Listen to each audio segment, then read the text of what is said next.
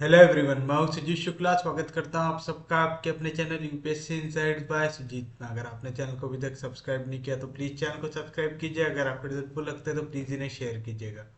आपका चैनल को सब्सक्राइब करना मोटिवेट करता है कि हम इसी तरीके से आपके लिए क्वालिटी कंटेंट लाते रहे। हमने पिछले लेक्चर में हमारा स्टैटिक्स वाला पार्ट पूरा कंप्लीट कर लिया था। आज से हमें शुरू करना है डायनामिक्स वाला पार्ट। तो हम शुरुआत करेंगे वेलोसिटी, एक्सेलरेशन एंड डिस्प्लेसमेंट से। आपको याद रखना है, जब भी मोशन ऑफ पार्टिकल होगा अलोंग अ स्ट्रेट लाइन, क्या कह रहा हूं मैं, जब भी आपका मोशन ऑफ पार्टिकल होगा अलोंग अ स्ट्रेट लाइन, यानी एक सीधी लाइन में अगर कभी भी आपका मोशन हो रहा है, तब हम लोग डिस्प्लेसमेंट को डिनोट करते हैं एक्स से या एस से। करते हैं वेलोसिटी जो होता है उसको हम डिनोट करते हैं v से। वेलोसिटी क्या होता है? Rate of change of displacement होता है। तो आप इसे dx अपॉन dt या ds अपॉन dt लिख सकते हैं। याद है ये चीज सबको? फिर अगर मैं बात करूं एक्सेलरेशन की, तो एक्सेलरेशन क्या रहता है? हम a से या f से डिनोट करते हैं एक्सेलरेशन को। वो क्या रहता है? Rate of change of velocity, यानी dv अपॉन dt रहता है ऐसा। तो dv अपॉन dt का मतलब क्या होगा? d upon dt of v की वैल्यू क्या है? dx upon dt। तो मैं इसे लिख सकता हूं d square by dt square of x। आता है? तो डिस्प्लेसमेंट हो गया, वेलोसिटी हो जाएगा rate of change of displacement, और एक्सेलरेशन हो जाएगा rate of change of velocity. ये कई बार है ना, हमें ऐसा भी दिया रहता है कि एक स्मॉल टाइम डेल टी के लिए जो टेंड कर रहा है जीरो को, अगर हमारा डिस्प्लेसमेंट है डेल एक्स, तो वेलोसिटी की वैल्यू क्या आएंगी? Limit del T tends to zero del X upon del T, और फिर लिमिट और डेल रिप्लेस हो जाएगा डी से, तो आ जाएगा D X upon D T. तो कंफ्यूज होना है क्या ऐसे में? नहीं, सेम लॉजिक रहता है। एक्सेलरेशन को भी मैं क्या लिख सकता हूं? Limit del T tends to zero del V upon del T, जिसकी वैल्यू आती है D V upon D T. तो आपको कंफ्यूज नहीं होना है। ये कब?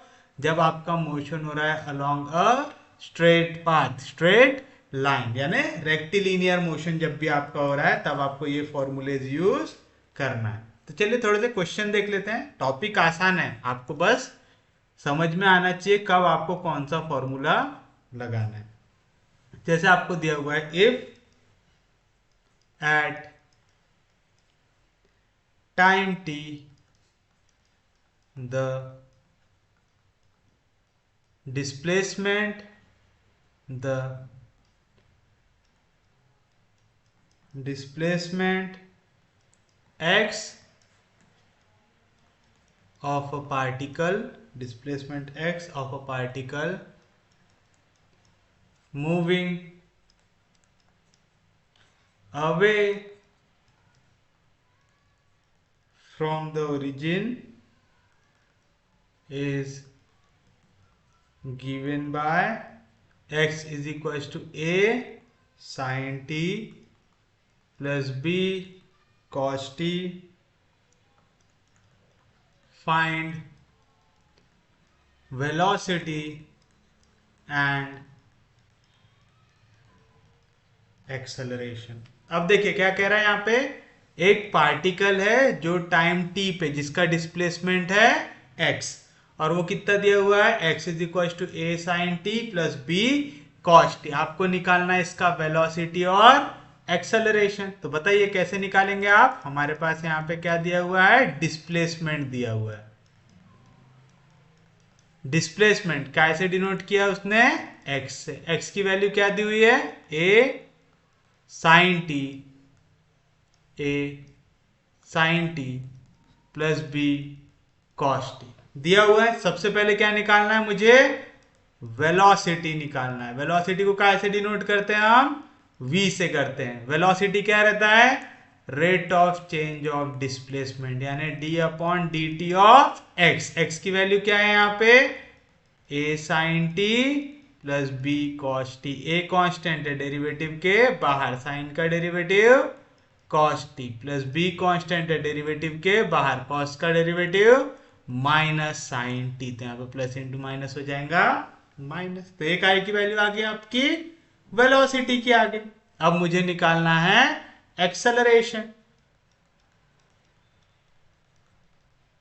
एक्सेलरेशन को अब देखो यहाँ पे ए ऑलरेडी उसने यूज किया है, तो मैं एक्सेलरेशन को ए से डिनोट करूंगा क्या? नहीं, मैं लिख दूंगा एक्सेलरेशन एफ। इसकी वैल्यू क्या रहती है?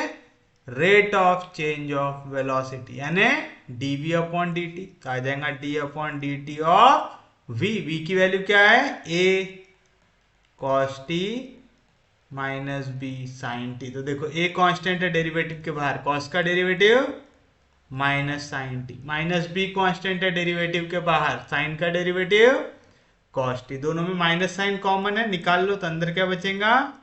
ए sine T plus B cos T. तो A sine T plus B cos T का की वैल्यू है एक्स की, तो इसकी वैल्यू आ रही है माइनस एक्स, यानी एक्सेलरेशन की वैल्यू का से इक्वल है? माइनस एक्स से इक्वल है। समझ में आया पक्के में? मतलब यहाँ पे एक्सेलरेशन अपोजिट है। एक्सेलरेशन अपोजिट है मतलब क्वेश्चन में देखिए आपको क्या दिया हुआ है? एक्स, ये पार्टिकल मूव कर रहा है अवे फ्रॉम द ओरिजिन, तो एक्सेलरेशन का जो आपका डायरेक्शन है वो अपोजिट है, यानी आपका एक्सेलरेशन किस ओर का मूवमेंट रखेगा? Towards the origin. समझ में आ रहा है? तो यहाँ पे माइनस साइन सिर्फ और सिर्फ क्या दिखाता है? कौन से डायरेक्शन में हो रहा है, क्योंकि हमें पता है एक्सेलरेशन, वेलोसिटी, डिस्प्लेसमेंट ये सब कैसी क्वांटिटी है? वेक्टर क्वांटिटी है। इनके मैग्नीट्यूड के साथ साथ डायरेक्शन भी होता है। किसी को कोई दिक्कत नहीं? नेक्स्ट क्वेश्चन देखिए। इजी था ना? कुछ भी हार्ड है क्या इसमें? सिर्फ आपको बेसिक कंसेप्ट याद रखना है, ऐसा कोई भी क्वेश्चन रहा आप आराम से सॉल्व कर सकते हैं। A point moves in a straight line so that its distance s from the fixed point at any time t is proportional to t का power n if v be the velocity, if v be the velocity and f be the acceleration at any time t, show that at any time t,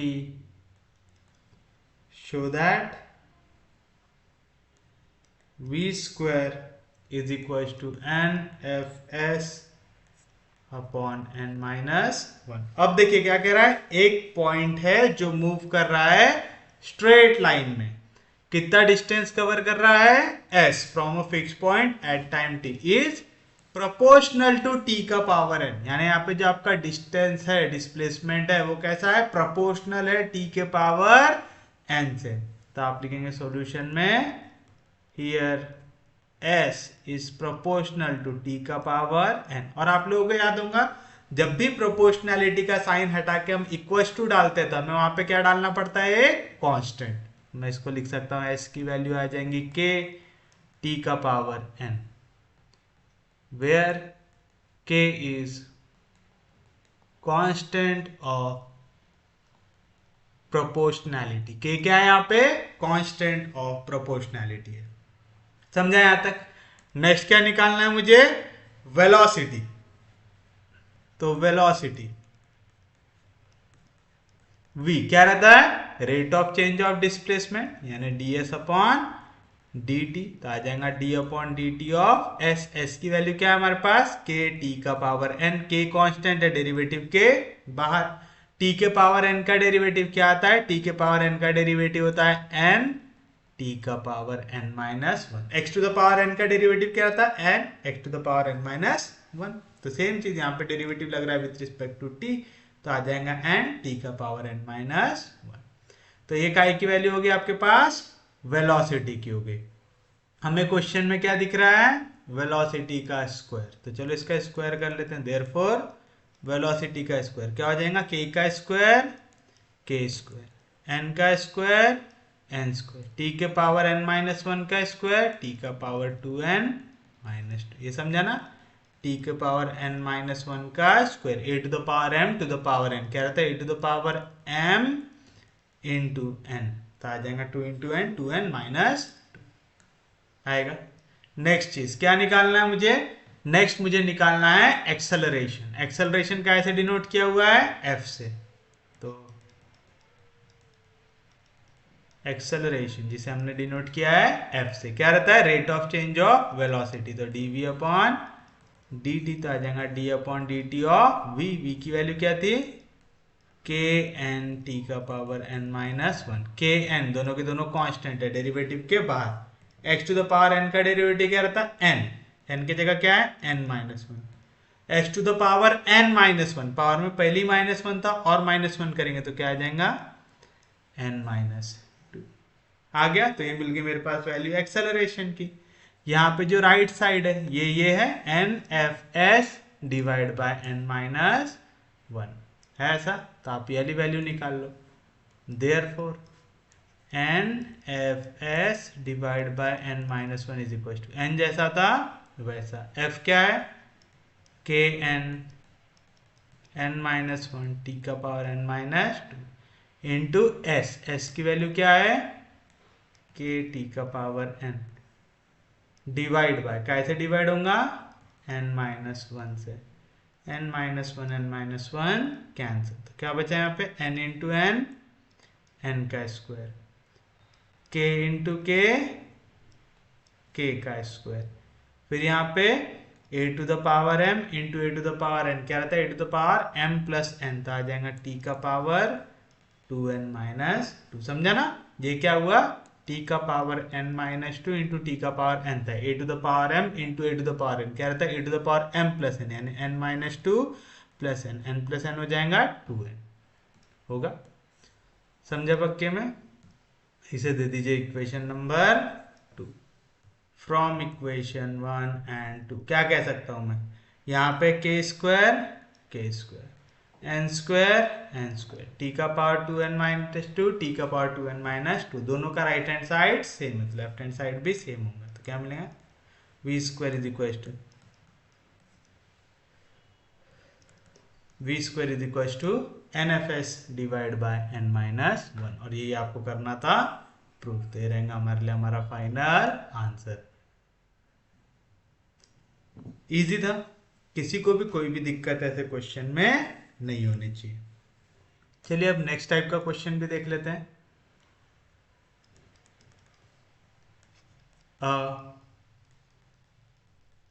particle moves along a straight line such that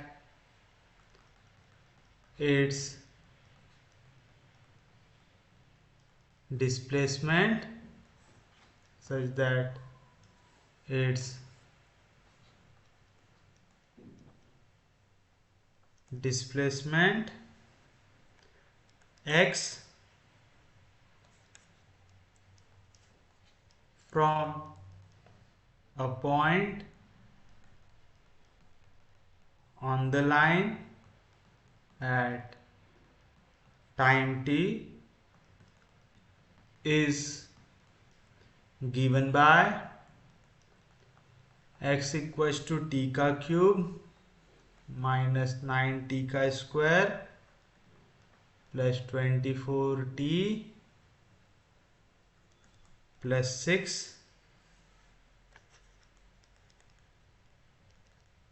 determine. पहला the instant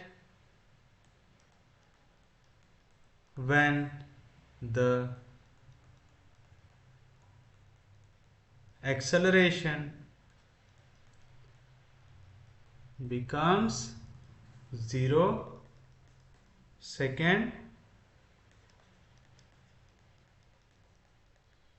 the position of particle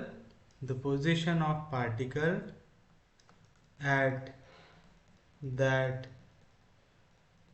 instant, and third, velocity of particle then। मतलब क्या कह रहा है आपको, एक particle है जो मूव कर रहा है इन अ स्ट्रेट लाइन, किस तरीके से कि जो उसका डिस्प्लेसमेंट x है, कोई भी टाइम t में वो इस तरीके से दिया हुआ है। तो चलो सॉल्यूशन में हियर क्या दिया हुआ है हमें,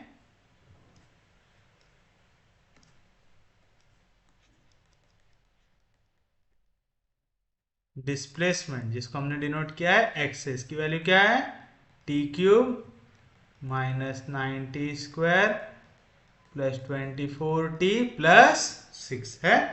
आपसे कह रहा है आपको वो इंस्टेंट निकालना है जब एक्सेलरेशन बन जाएगा 0, यानी कितने टाइम के बाद एक्सेलरेशन की वैल्यू आपकी 0 आ सकती है। तो आपको वो टाइम निकालना है जब एक्सेलरेशन 0 होगा। फिर कौन सी पोजीशन है पार्टिकल की जब एक्सेलरेशन 0 हुआ, यानी एट दैट टाइम x की वैल्यू क्या थी और उसी टाइम पे v की वैल्यू क्या थी। इतनी चीजें आपको यहाँ पे निकालना है। तो चलिए बताइए, सबसे पहले आपको वेलोसिटी निकालना पड़ेगा, क्योंकि एक्सेलरेशन तक पहुंचने के लिए मुझे पहले क्या लगेंगे, वेलोसिटी। वेलोसिटी क्या होता है, rate of change of displacement, यानी d/dt ऑफ x की वैल्यू क्या है t³ minus 90² plus 24t plus 6, t³ का डेरिवेटिव 3t² माइनस 9 कांस्टेंट है, डेरिवेटिव के बाद t² का derivative 2t, 9 2 jar 18t plus 24 constant है, डेरिवेटिव के बाद t का डेरिवेटिव 1 और 6 का डेरिवेटिव 0। वेलोसिटी आ गया। उसके बाद आप क्या निकालेंगे, एक्सेलरेशन। एक्सेलरेशन यहाँ पे कहीं पे भी ए नहीं यूज किया तो मैं ए से दिखाया था, क्या रहता है, rate of change of velocity, यानी d/dt ऑफ v। वेलोसिटी क्या आई 3t² minus 18t plus 24, 3 constant है, डेरिवेटिव के बाहर t² का डेरिवेटिव 2t, तो 3 2 जार 60 माइनस 18 कांस्टेंट है, डेरिवेटिव के बाहर t का derivative with respect to t 1, 24 का डेरिवेटिव 0। तो चलो अब हमें क्या कह रहा है, पहले तो एक्सेलरेशन क्या हो रहा है, 0 हो रहा है। तो आप लिखेंगे व्हेन एक्सेलरेशन इज 0। एक्सेलरेशन की वैल्यू क्या है 60 माइनस 18, इसकी वैल्यू आ जाएंगी 0, यानी 60 की वैल्यू आ जाएंगी 18, यानी t की वैल्यू क्या आएंगी 18/6, तो 6 3 जार 18, यानी 3 यूनिट्स टाइम के बाद आपका एक्सेलरेशन क्या हो रहा है, 0 हो रहा है। आ गया, पहला आंसर आ गया। सेकेंड सिनेरियो में क्या कह रहा है वो, आपको पोजीशन ऑफ पार्टिकल निकालना है जब t की वैल्यू हो 3। पोजीशन ऑफ पार्टिकल मतलब x, तो आप निकालेंगे x at t is equal to 3। जहां जहां पे t है उसके जगह क्या डालो 3x की इक्वेशन में, तो क्या आ जाएगा 3 का क्यूब माइनस 9 इंटू 3 का स्क्वायर प्लस 24 इंटू 3 प्लस 6, 3 का क्यूब कितना आएगा 27, 3 का square 9, 9 9 jar 81, 3 4 jar 12, 3 2 jar 6 plus 6 आएगा। ऐसा किसी को कोई दिक्कत नहीं। तो यहाँ से हो गया 78, तो बचेगा -3, तो आ गया 24। तो उस पोजीशन पे आपका डिस्टेंस कितना आ रहा है 24 आ रहा है। सेम चीज आपको क्या निकालना था, वेलोसिटी भी निकालना था। चलो velocity at t equal to 3 कितनी आ जाएंगी, वेलोसिटी में डालो वैल्यू तो आएगा 3 इंटू टी का स्क्वायर यानी 3 का स्क्वायर माइनस 18 इंटू टी यानी 3 प्लस 24, 3 का square 9, 3 9 jar 27, 3 8 jar 24, 3 1 jar 3, 3 plus 2 5 plus 24। तो यहाँ से क्या बचेगा हमारे पास, यहाँ से बचेगा 30, तो आएंगे वैल्यू -3। तो वेलोसिटी कितनी आ रही है, -3 आ रही है। मतलब वेलोसिटी नेगेटिव है, मतलब क्या हो रहा है यहाँ पे, इसका डायरेक्शन अपोजिट है टू दैट ऑफ डिस्प्लेसमेंट। समझ में आ रहा है ना, पक्के में समझा, सच में समझा। तो आप चाहो ना तो कहीं पे भी अगर नेगेटिव वैल्यू आ जाए तो वहां पे मेंशन भी कर सकते कि here velocity is in opposite direction of displacement, ऐसा करके आप चाहो तो मेंशन भी कर सकते हैं। उम्मीद है समझाऊंगा, किसी को कोई दिक्कत नहीं, कोई डाउट नहीं। नेक्स्ट क्वेश्चन देखिए,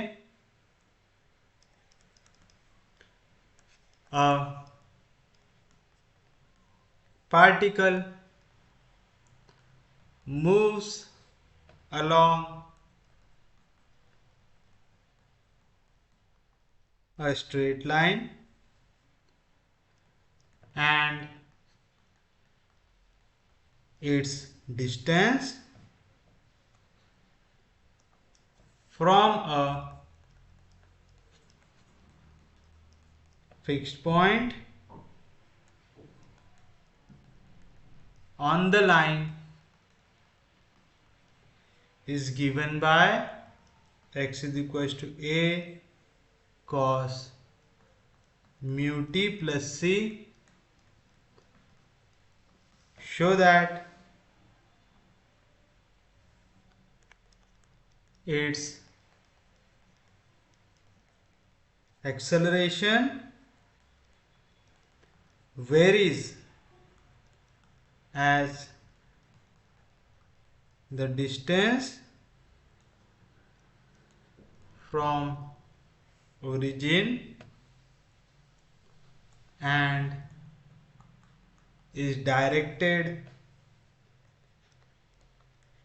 towards the origin। अब क्वेश्चन समझिए क्या कह रहा है, एक पार्टिकल है मूव कर रहा है स्ट्रेट लाइन में, तो उसका जो डिस्टेंस है किसी भी फिक्स पॉइंट से वो कैसा दिया हुआ है, x is equal to a cos mu t plus c, ऐसा दिया हुआ है। तो आपको कह रहा है आपको प्रूव करना है कि जो एक्सेलरेशन है ये वेरी करेगा डिस्टेंस के साथ, यानी जैसे जैसे डिस्टेंस बदलते जाएंगे एक्सेलरेशन की वैल्यू भी चेंज होती जाएंगी, और साथ साथ जो डायरेक्शन रहेगा उसका वो टूवर्ड्स द ओरिजिन रहेगा। अब सीधी सी बात है, डिस्टेंस कब बढ़ेगा, डिस्टेंस तब बढ़ेगा जब वो अवे फ्रॉम द ओरिजिन जाएगा।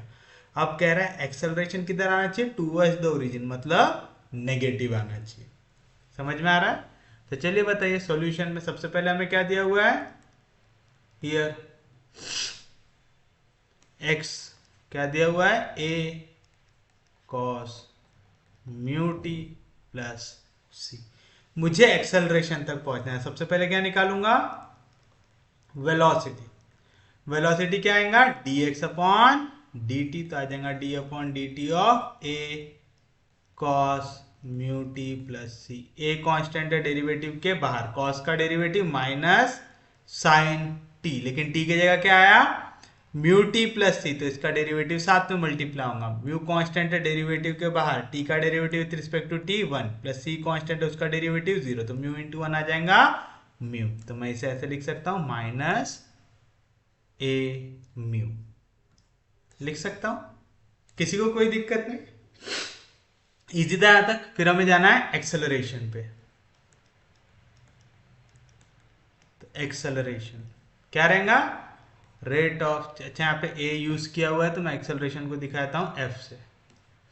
तो एक्सेलरेशन क्या रहेगा, rate of change of velocity, यानी d upon D T of minus A mu sine mu T plus C. तो माइनस ए म्यू कांस्टेंट है डेरिवेटिव के बाहर, साइन का डेरिवेटिव कॉस, तो आ जाएगा cos mu T plus C, लेकिन टी की जगह है म्यू टी प्लस सी, तो उसका डेरिवेटिव साथ में आएगा। म्यू टी प्लस सी का डेरिवेटिव क्या होता है, म्यू, तो म्यू इंटू म्यू क्या हो जाएगा, म्यू का स्क्वायर, यानी एफ की वैल्यू क्या आ गई, माइनस ए म्यू का square cos mu T plus C. अब आप देखिए A cos mu T plus C, A cos mu T plus C काय की वैल्यू है एक्स की, यानी एफ की वैल्यू क्या आ रही है माइनस म्यू स्क्वायर एक्स आ रही है। अब म्यू क्या था एक कांस्टेंट था, तो म्यू की वैल्यू चेंज होंगी क्या एक क्वेश्चन के लिए, नहीं होंगी। क्या चेंज होगा एक्स, यानी जैसे जैसे एक्स चेंज होते जाएगा वैसे वैसे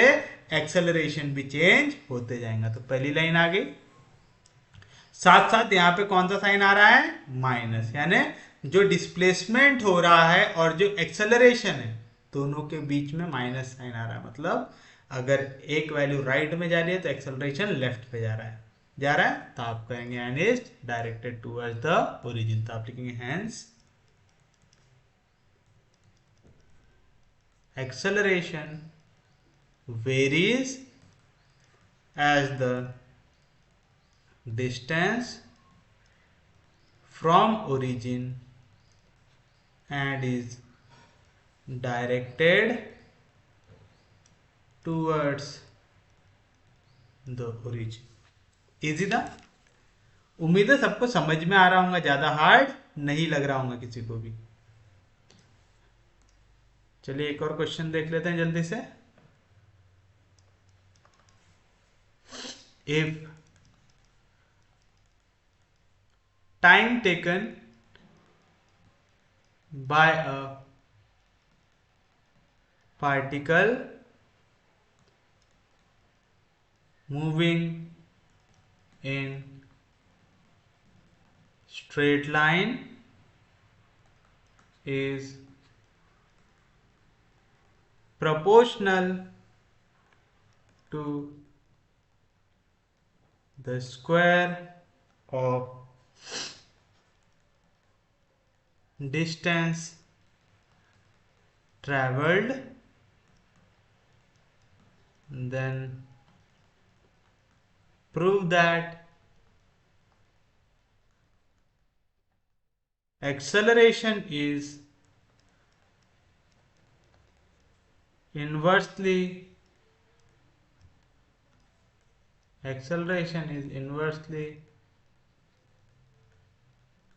proportional to the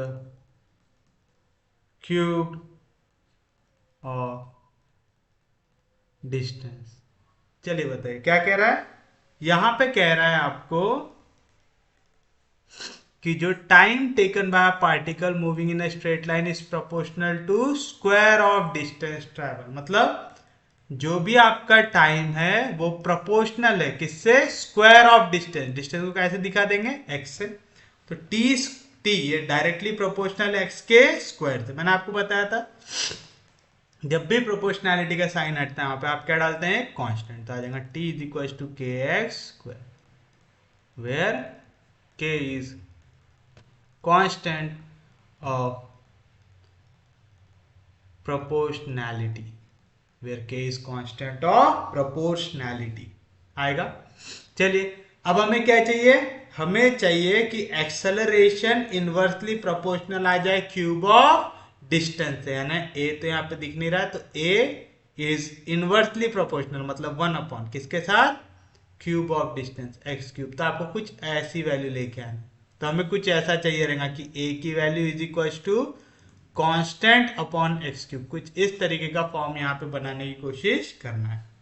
एक्सेलरेशन क्या रहता है, rate of change of velocity. Velocity क्या रहता है, rate of change of displacement होता है। तो हमें उस तरीके से आगे बढ़ना है। तो हमें सबसे पहले काय की वैल्यू चाहिए dx अपॉन dt की। तो चलिए इसको डिफ्रेंशिएट कर दीजिए विथ रिस्पेक्ट टू t। तो इसे अगर मैं 1 दे दूं तो मैं लिखूंगा differentiate equation 1 with respect to t। तो t का derivative with respect to t 1, के कांस्टेंट है डेरिवेटिव के बाहर, x स्क्वायर का डेरिवेटिव 2x हो गया। लेकिन आप डेरिवेटिव किसके रिस्पेक्ट में लगा रहे हैं, t के रिस्पेक्ट में, तो x का derivative with respect to t मुझे यहाँ पे मल्टीप्लाई करना पड़ेगा। कैसे किया समझा, तो यहाँ से मेरी dx अपॉन dt की वैल्यू क्या बन जाएंगी, 1 जैसा था वैसा, यहाँ पे 2kx मल्टीप्लीकेशन में इधर गया तो 2kx डिवीजन। तो आप लिखेंगे देयरफॉर वेलोसिटी v जो होता है dx अपॉन dt, ये मेरे पास आ गया 1/2 के x आ गया। नेक्स्ट क्या निकालना है मुझे, एक्सेलरेशन। ये क्या रहता है, dv अपॉन dt होता है, यानी rate of change of velocity. तो आएगा d upon dt of v की वैल्यू क्या है यहाँ पे 1/2 के x है ऐसा। अब आप बताइए 1/2 के कांस्टेंट है, डेरिवेटिव के बाहर, तो यहाँ पे डेरिवेटिव लगेगा किस पे, 1/x पे। अच्छा बताइए 1/x का डेरिवेटिव क्या होता है, -1/x का स्क्वायर। लेकिन आप यहाँ पे डेरिवेटिव किसका लगा रहे थे, आप डेरिवेटिव लगा रहे थे t का, यहाँ पे कौन आ गया, x आ गया। तो x का derivative with respect to t हमें साथ में मल्टीप्लाई करना पड़ेगा। ये चीज समझ में आया ना, क्योंकि यहाँ पे आपने डेरिवेटिव किसका लगाया है, x का, किसके रिस्पेक्ट में, t के रिस्पेक्ट में। तो x का derivative with respect to t भी साथ में मल्टीप्लाई करना पड़ेगा। तो क्या आएगा यहाँ पे -1/2 के x का स्क्वायर dx अपॉन dt, ऐसी वैल्यू आ रही है। अब आप यहाँ पे वैल्यू को सब्स्टिट्यूट कीजिए, आपके पास dx अपॉन dt की वैल्यू है क्या है, तो एक्सेलरेशन की वैल्यू क्या आएगी, -1/2 के x square dx upon dt। dx upon dt क्या है, 1/2 के x है। तो यहाँ से एक्सेलरेशन की वैल्यू क्या आ गई, -1/2 2 जार 4k into K square, X square into X आ जाएगा x का क्यूब। अब बताओ 4 क्या है, कांस्टेंट है, k क्या है, कांस्टेंट है ना, ये पूरी वैल्यूज क्या है, कांस्टेंट है। तो मैं बोल सकता है क्या, a की वैल्यू है constant upon X cube, where constant की वैल्यू है -1/4k का स्क्वायर आएगा। और जैसे ही मैं यहां से कांस्टेंट को हटाऊंगा, मैं बोल सकता हूं a is proportional to, constant हट गया तो ऊपर बचा 1/x का क्यूब। और इसी का मतलब क्या होता है, एक्सेलरेशन इनवर्सली प्रोपोर्शनल है क्यूब ऑफ डिस्टेंस से। तो ये रहेगा आपके लिए आपका फाइनल आंसर। तो आप फाइनल आंसर लिखेंगे hence acceleration is inversely proportional to the cube of distance. उम्मीद है समझाऊंगा, किसी को कोई दिक्कत नहीं। तो ये हो गया वेलोसिटी एक्सेलरेशन, अगर आप मूवमेंट कर रहे हैं किस पे, स्ट्रेट लाइन में। आप हमेशा स्ट्रेट लाइन में मूवमेंट करें ऐसा जरूरी है क्या, नहीं। अगर आपका मोशन हो रहा हो एक प्लेन में, तो आपको एक्स एक्सिस और वाई एक्सिस, दो एक्सिस के अलोंग मोशन को देखना पड़ता है। तो यहां पे याद रखिएगा, वेलोसिटी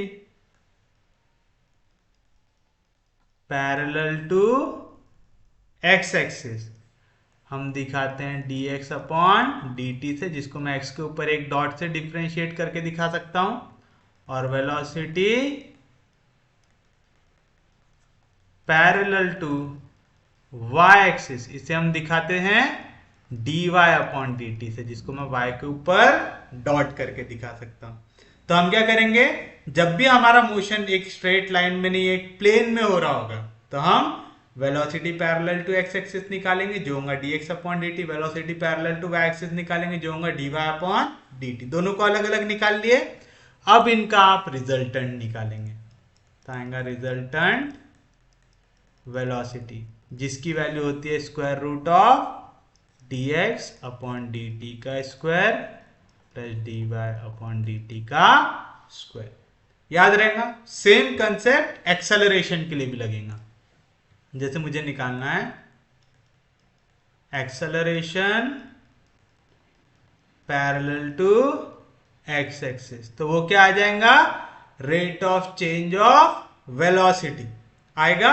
तो rate of change of velocity तो आएगा dv अपॉन dt, और v अलोंग एक्स एक्सिस क्या था, d upon dt of dx upon dt, तो आ जाएगा d square x by dt square आएगा। तो आप इसे लिखेंगे d square x by dt square, जिसको मैं डिनोट कर सकता हूं x के ऊपर डबल डॉट से। सिमिलरली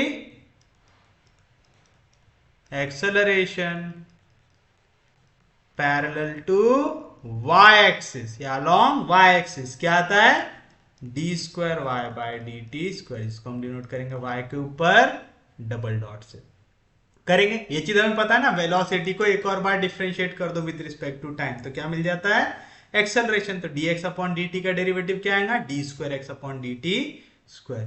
तो रिजल्टेंट एक्सेलरेशन क्या मिलेगा, रिजल्टेंट एक्सेलरेशन आ जाएगा square root of D square X by D T square का square plus D square Y by D T square का स्क्वायर। तो रहेगा आपके लिए आपका फाइनल आंसर रहेगा। तो चलिए ये फॉर्मूले दिमाग में रखते हुए अब हम देखते हैं इसके ऊपर क्वेश्चंस। तो लिखिए, if the position of a moving if position of a moving point at time t is given by x equals to a cos t, y equals to a sin t, find its velocity, acceleration and path। अब कह रहा है आपको एक particle move कर रहा है जिसपे आप अगर उसका x कोऑर्डिनेट निकालना चाहो तो आता है a cos t, y coordinate निकालना चाहो तो आता है a sin t। तो सॉल्यूशन में हियर x कोऑर्डिनेट किसी भी पॉइंट में दिया हुआ है a cos t, y coordinate दिया हुआ है a sin t। मुझे निकालना है इसकी वेलोसिटी। तो वेलोसिटी मैं x के अलोंग भी निकालूंगा और y के अलोंग भी निकालूंगा। x के अलोंग कैसे निकालेंगे, आप x को डिफरेंशिएट करेंगे with respect to t। Therefore dx upon dt की वैल्यू क्या आएगा, a कांस्टेंट है, डेरिवेटिव के बाहर cos का डेरिवेटिव माइनस साइन, फिर y को डिफरेंशिएट करो विद रिस्पेक्ट टू t। तो dy अपॉन dt क्या आएगा, a कांस्टेंट है, डेरिवेटिव के बाहर साइन का डेरिवेटिव cos t आएगा। फिर मुझे आगे जाके एक्सेलरेशन भी निकालना है, लेकिन मैं थोड़ा सा रुक जाता हूं अभी को, इसे 1 देता हूं, इसे मैं देता हूं आगे। तो dx अपॉन dt और dy अपॉन dt दोनों की दोनों वैल्यू आपको मिल गई। तो आपका जो रिजल्टेंट वेलोसिटी रहेगा, तो रिजल्टेंट वेलोसिटी ये क्या रहेगा, स्क्वायर रूट ऑफ x के अलोंग वाली वेलोसिटी का स्क्वायर प्लस y के अलोंग वाली वेलोसिटी का स्क्वायर। तो बताइए x के अलोंग क्या था, माइनस a sin t का स्क्वायर प्लस y के अलोंग क्या था, a cos t का स्क्वायर। तो क्या आ जाएगा, स्क्वायर रूट ऑफ माइनस का स्क्वायर प्लस, तो आ जाएगा a square sine square T, फिर ये a square cos square T. तो मैं a को कॉमन निकाल लेता हूं, आ जाएगा cos square T. Sign square theta plus cos square theta कितना होता है, 1। a square into 1 a square, तो स्क्वायर और स्क्वायर रूट कैंसल। तो रिजल्टेंट वेलोसिटी क्या आ गई आपके पास, a आ गई। इजी है, इसमें भी कुछ भी हार्ड है क्या, नहीं। बस यहाँ पे क्या करना है, आपको 2 बार डेरिवेटिव लगाना है ना, सिर्फ वेलोसिटी निकालने के लिए 2 बार लगाना है, एक फॉर x एक्सिस एक फॉर y एक्सिस। ऑल्सो अब अगर मैं इसे फिर से डिफरेंशिएट करूं विद रिस्पेक्ट टू t, तो D square X by D T square कब मिलेगा, जब आप d अपॉन डी टी लगाएंगे dx अपॉन डी टी में, तो आएगा d अपॉन डी टी। और dx अपॉन डी टी क्या है, minus a sine T, minus a constant है, डेरिवेटिव के बाहर साइन का derivative cos। D square Y by D T square कब मिलेगा, जब आप डी वाई डी टी लगाएंगे किस पे, D Y by D T में, तो आ जाएगा D upon D T of D Y by D T क्या है, A cos T. A constant है, डेरिवेटिव के बाहर कॉस का डेरिवेटिव माइनस साइन टी आ गया। अब मुझे निकालना है रिजल्टेंट एक्सेलरेशन, तो आ जाएगा रिजल्टेंट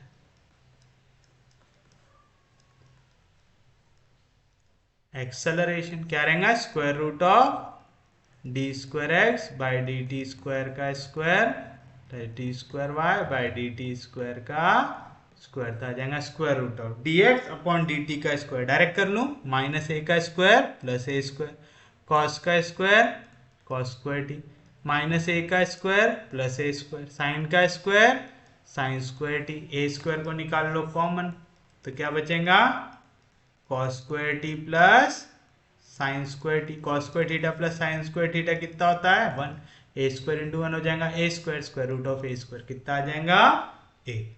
तो रिजल्टेंट एक्सेलरेशन भी कितना मिल गया आपको, ए मिल गया।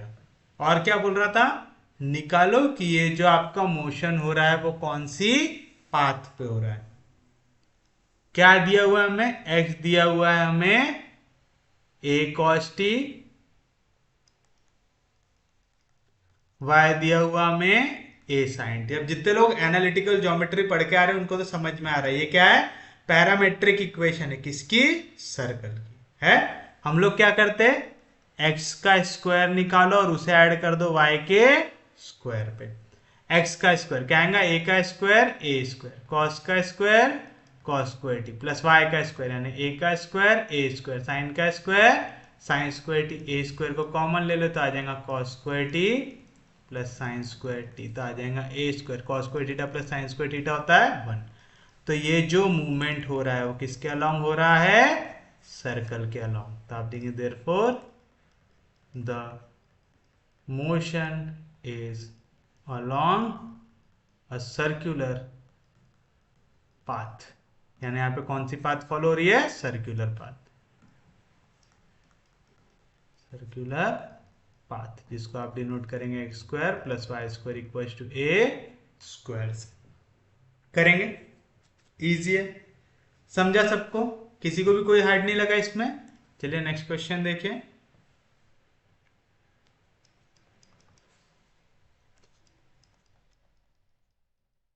Velocities of a moving point to the axis of x and y are u plus ey and v plus ey,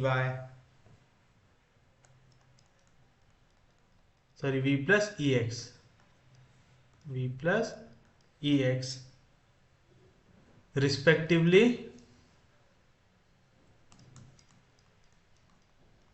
show that the path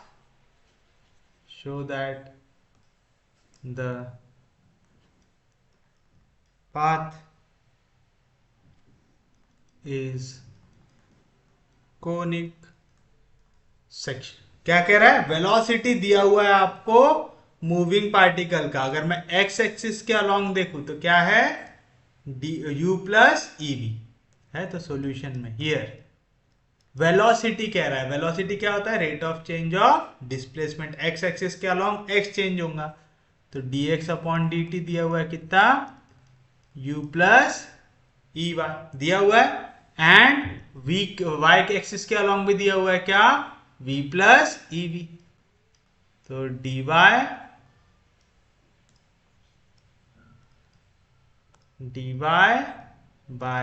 dt भी दिया हुआ है क्या है v प्लस ई एक्स दिया हुआ है। आपको कह रहा है, आपको प्रूव करना है कि यहाँ पे जो पाथ फॉलो कर रहे हैं वो कौन सी है, कोनिक सेक्शन है। कोनिक सेक्शन है, ये आपको पाथ दिखाना है ना। कोनिक सेक्शन कब होता है, जब हम लोगों को यहाँ पे पहले डिग्री 2 की इक्वेशन दिखे एक्स वाई में, फिर डिग्री 1 भी हो, उसमें कांस्टेंट टर्म आए, तो इस टाइप की कोई भी इक्वेशन अगर हमारी बनती है तो काय की होती है, कोनिक सेक्शन की होती है। General equation of conic section याद है क्या सब लोगों को, जितने लोगों ने एनालिटिकल ज्योमेट्री पढ़े हैं वो लोग कमेंट करके बताओ कि क्या होती है आपकी इक्वेशन, अगर मैं जनरल इक्वेशन बोलूं कोनिक सेक्शन की तो वो क्या होती है। तो चलिए हमें यहाँ पे सबसे पहले क्या करना पड़ेगा, x और y की वैल्यू निकालना पड़ेगा। तो कैसे निकालेंगे, देखिए यहाँ पे भी डिवीजन में t है, यहाँ पे भी डिवीजन में t है, अगर मैं दोनों को डिवाइड कर दूं तो दोनों से टी हो जाएगा कैंसिल। मुझे पूरी इक्वेशन किसके टर्म्स में बनाना है, मैंने बताया ना कोनिक सेक्शन की इक्वेशन किसके टर्म्स में आएंगी, एक्स वाई के टर्म्स में, तो मुझे यहाँ से t को हटाना है, तो दोनों को डिवाइड कर देते हैं, तो देयरफॉर dx अपॉन dt, ये डिवाइड हो जाएगा dy अपॉन dt से।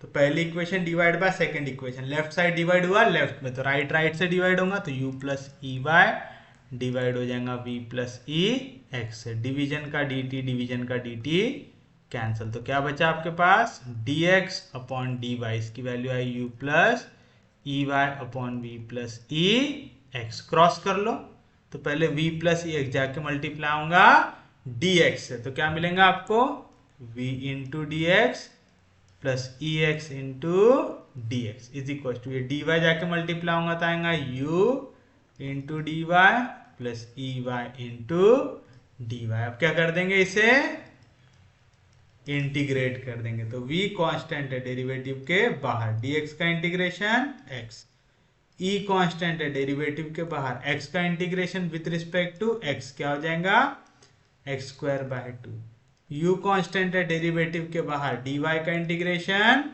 y, e कांस्टेंट है इंटीग्रेशन के बाहर, y का integration with respect to y क्या होता है वाई स्क्वायर बाय 2। और क्योंकि आपने यहाँ पे इंटीग्रेट किया, आपको एक ऐड करना पड़ेगा constant, where c is constant of integration आएगा।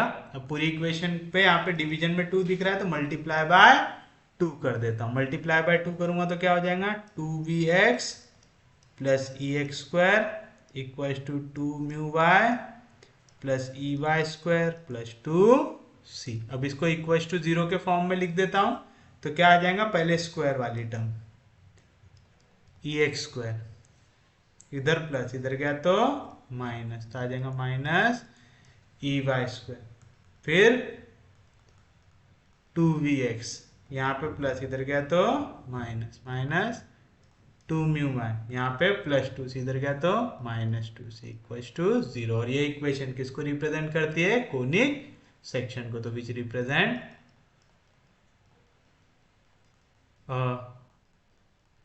कोनिक सेक्शन आ जाएगा।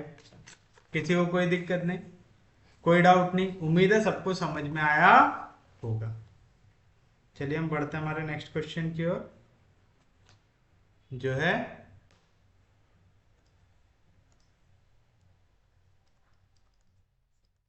The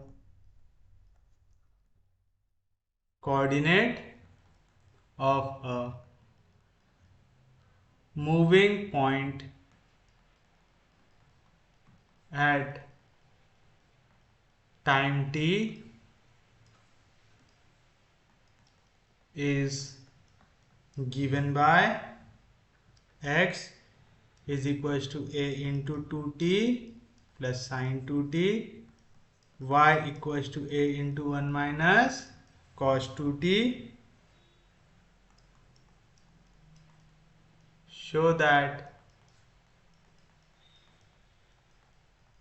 acceleration is constant in magnitude।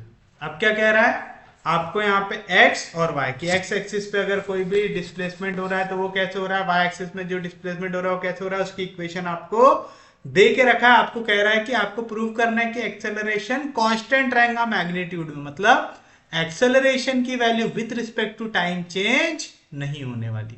तो चलिए बताइए होती है कि नहीं होती है। तो सॉल्यूशन में हियर x दिया हुआ है मुझे a into 2t plus sign 2t, y दिया हुआ है a into 1 minus cos 2t दिया हुआ है। तो चलो डिफरेंशिएट कर दो विथ रिस्पेक्ट टू t, तो dx अपॉन dt क्या आ जाएगा, a कांस्टेंट है डेरिवेटिव के बाहर, 2 कांस्टेंट है डेरिवेटिव के बाहर, t का derivative with respect to t 1 plus sine का डेरिवेटिव cos, t के जगह आया 2t, तो 2t का डेरिवेटिव साथ में मल्टीप्लाई होगा, 2 कांस्टेंट है डेरिवेटिव के बाहर, t का derivative with respect to t हो जाएगा 1। सिमिलरली y को डिफरेंशिएट करो विद रिस्पेक्ट टू t, तो a कांस्टेंट है डेरिवेटिव के बाहर, 1 का डेरिवेटिव 0 माइनस जैसा था वैसा, cos का डेरिवेटिव माइनस साइन, तो माइनस इंटू माइनस हो जाएगा प्लस साइन, टी, लेकिन टी की जगह क्या 2t, तो 2t का डेरिवेटिव साथ में मल्टीप्लाई होगा, 2 कांस्टेंट है, डेरिवेटिव के बाहर t का derivative with respect to t हो जाएगा 1। हो गया, यहां तक किसी को भी कोई दिक्कत नहीं है। मुझे एक्सेलरेशन चाहिए यानी सेकेंड डेरिवेटिव भी चाहिए, डिफरेंशिएट कर दो फिर से विद रिस्पेक्ट टू t, तो D square x by d T square, फिर से डेरिवेटिव लगाएंगे तो ए कांस्टेंट है डेरिवेटिव के बाहर, 2 का डेरिवेटिव 0 प्लस 2 कांस्टेंट है डेरिवेटिव के बाहर, कॉस का डेरिवेटिव माइनस साइन आ जाएगा माइनस साइन, फिर टी के जगह आ गया 2t, तो 2t का डेरिवेटिव साथ में मल्टीप्लाई होगा यानी एक और 2 हमें करना पड़ेगा multiply. Similarly d square y by d T square क्या आएगा, ए कांस्टेंट है डेरिवेटिव के बाहर, 2 कांस्टेंट है डेरिवेटिव के बाहर, साइन का डेरिवेटिव कॉस, लेकिन टी के जगह है 2t, तो 2t का डेरिवेटिव 2 साथ में हो जाएगा मल्टीप्लाई, यानी हमें यहाँ से क्या मिल गया, D square X by D T square की वैल्यू आएंगे 2 2 जार 4 आएगा माइनस 4a साइन 2t, और d square Y by D T square की वैल्यू आ जाएंगी 4a cos 2t। तो along x axis along y axis निकाल लिया आपने। अब क्या करेंगे, रिजल्टेंट एक्सेलरेशन निकालेंगे। तो resultant acceleration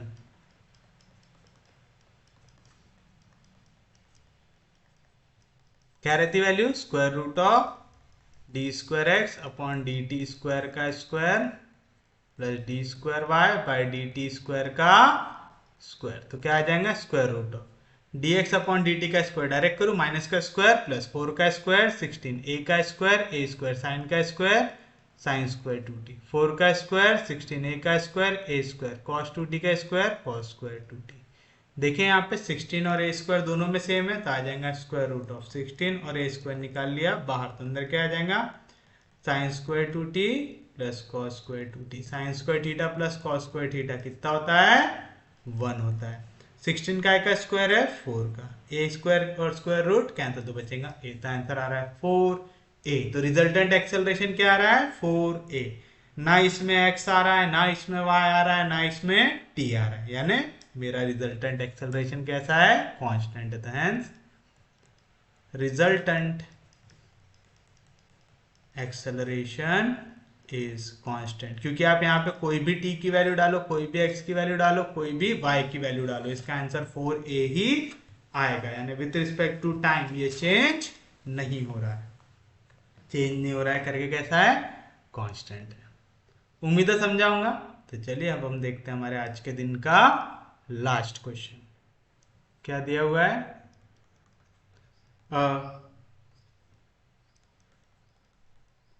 particle is moving with a constant velocity parallel to the axis of y and a velocity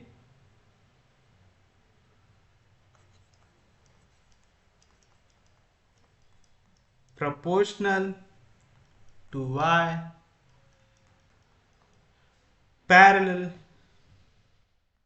to axis of x, parallel to axis of x. Prove that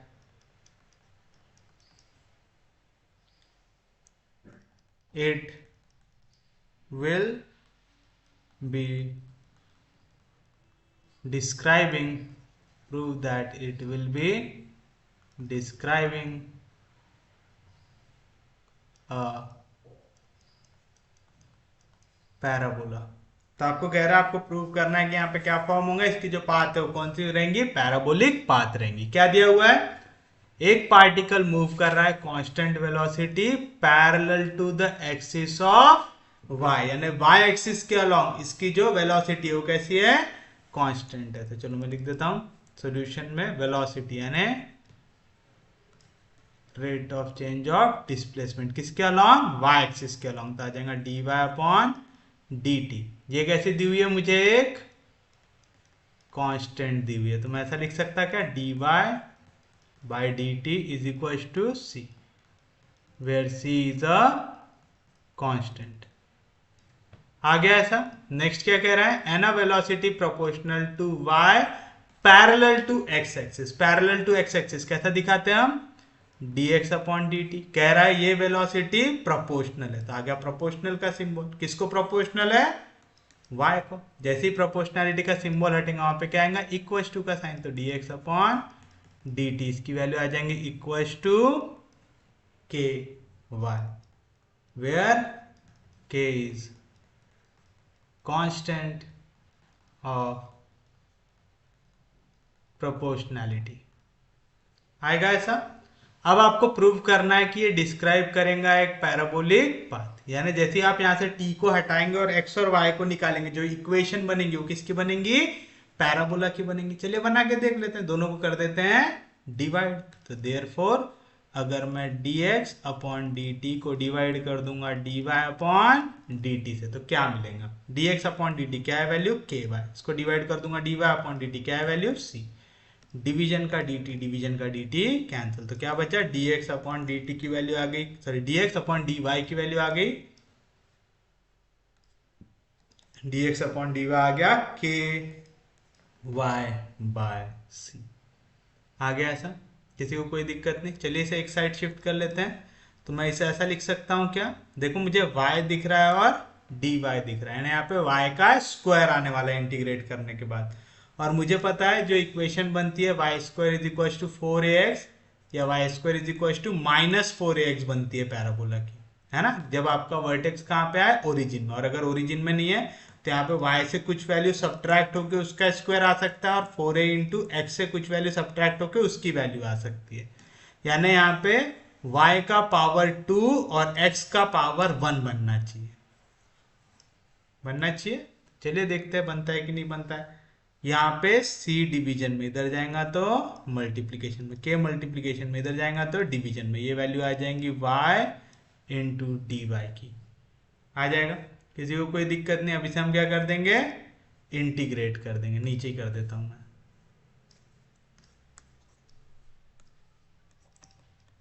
integrate c upon k constant है, वैसा ही dx का integration x is equal to y का integration with respect to y square by 2 आएगा। और क्योंकि आप यहाँ पे क्या कर रहे हैं, इंटीग्रेट कर रहे, तो मुझे कुछ ना कुछ कांस्टेंट ऐड करना पड़ेगा इंटीग्रेशन का, where c1 is constant of integration.